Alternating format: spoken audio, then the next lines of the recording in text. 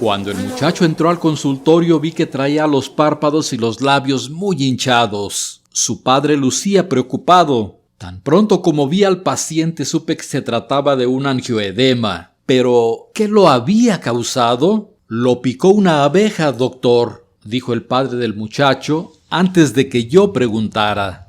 Esto favoreció el diagnóstico y, en consecuencia, el tratamiento, pues siempre resulta de gran ayuda identificar el origen de toda enfermedad.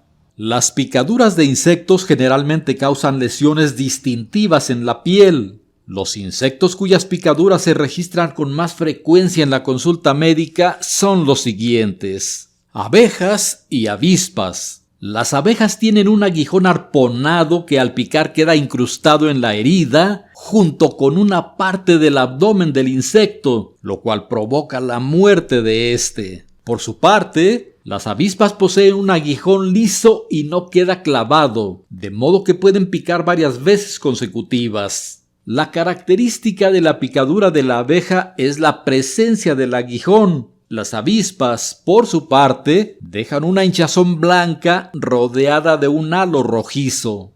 Hormigas rojas. La picadura de estas produce pústulas, es decir, granos con líquido amarillento. Inyectan su veneno a través de un aguijón y pueden dejar una marca semicircular de varias picaduras. Mosquitos y tábanos. Son insectos que al picar liberan productos anticoagulantes que facilitan la succión de la sangre. Cada mosquito suele picar una sola vez, por lo que las lesiones no aparecen agrupadas. La picadura causa una pequeña pápula, esto es, una elevación en la piel, circunscrita, de bordes bien definidos y contenido sólido. Pulgas. Las lesiones causadas por pulgas se presentan como pequeñas protuberancias rojas en grupos de 3 o 4. Chinches. Estas habitan en casas con muebles viejos. Pican por la noche y producen múltiples pápulas agrupadas dispuestas en zigzag.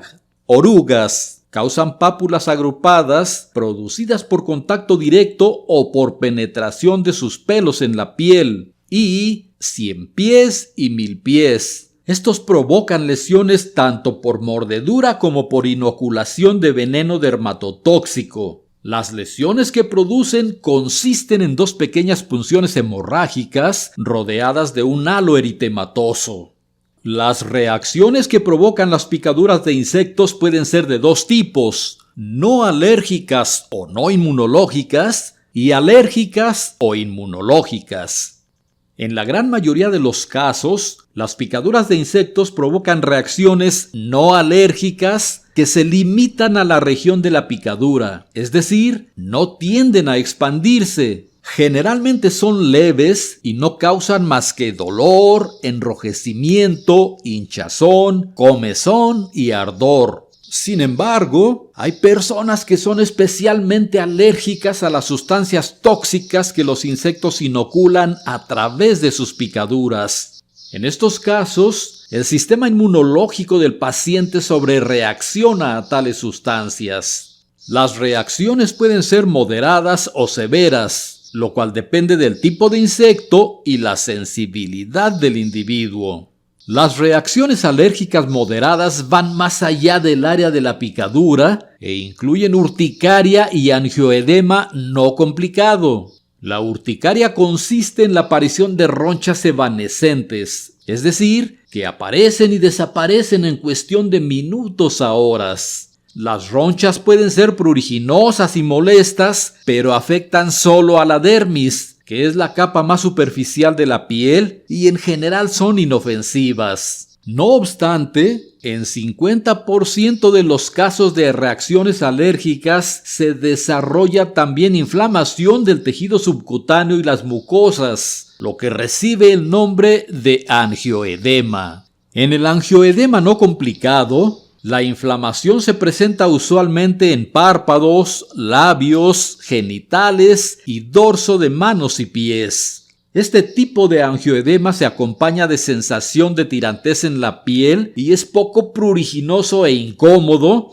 pero como no afecta la respiración, es realmente inofensivo y desaparece en pocos días. Y esta era la reacción que estaba experimentando mi joven paciente. De modo que, tras haberle hecho la exploración física de rutina y encontrar que no tenía complicaciones respiratorias, le inicié el tratamiento respectivo y le pedí al padre que permaneciera en la sala del consultorio una media hora más, solo para verificar que la angioedema no se complicara. Transcurrido el plazo sin incidentes, se retiraron con tranquilidad. Este lapso de espera es recomendable, pues, aunque de manera poco frecuente, un angioedema puede escalar, en cuyo caso se puede hinchar también la lengua y la laringe, lo cual constituye una situación grave que provoca sensación de falta de aire, dificultad para deglutir y problemas respiratorios.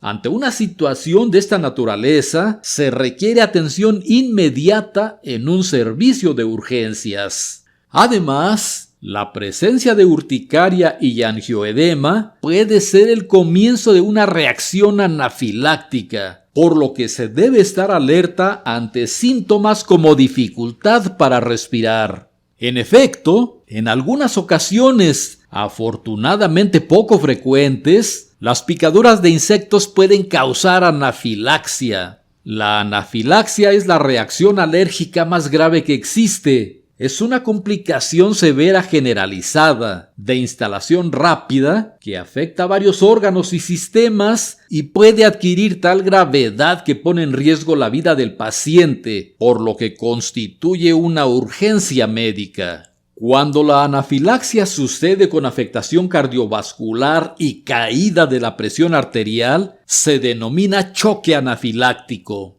Los síntomas de anafilaxia incluyen urticaria y angioedema, hinchazón de la garganta y la lengua, dificultad para respirar, dolor abdominal, náusea, vómito y diarrea, dolor en el pecho, mareo y pérdida de la conciencia. Pasemos al tratamiento. En la mayor parte de los casos, las picaduras de insectos quedan circunscritas al área de la picadura. Se pueden tratar en casa fácilmente y tienden a resolverse en horas o días. El tratamiento consiste en lavar la piel con agua y jabón para evitar infecciones secundarias, sin romper las vesículas en caso de existir, y extraer los cuerpos extraños, por ejemplo, aguijones, mediante pinza estéril o raspado. Además, para aliviar la comezón se puede aplicar en la piel un corticoide en crema de potencia leve, por ejemplo, Sinalar simple o hidrocortisona al 0.5%. En las reacciones moderadas, que incluyen urticaria y angioedema no complicado, se recomienda implementar tratamiento con antihistamínicos. Se iniciará con un antihistamínico H1 no sedante, es decir, de segunda generación como loratadina o cetiricina. En casos leves o moderados, con esto puede ser suficiente, pero si la respuesta no es adecuada, se puede agregar un antihistamínico H1 de primera generación. El principal efecto secundario de estos es que producen somnolencia, por lo que se debe advertir al paciente que no conduzca ni maneje maquinaria peligrosa. Se puede elegir, por ejemplo, entre clorfenamina y difenhidramina de administración oral.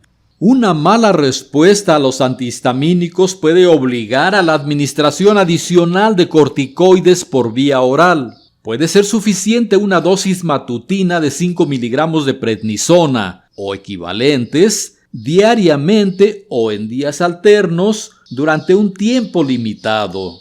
Recuérdese que la aparición de urticaria y angioedema puede ser el comienzo de una reacción anafiláctica, por lo que hay que estar alerta ante la aparición de los síntomas antes descritos. En caso de un angioedema que comprometa la integridad del individuo o se trate de una manifestación más de un cuadro de anafilaxia, se deberá enviar al paciente al servicio de urgencias de inmediato.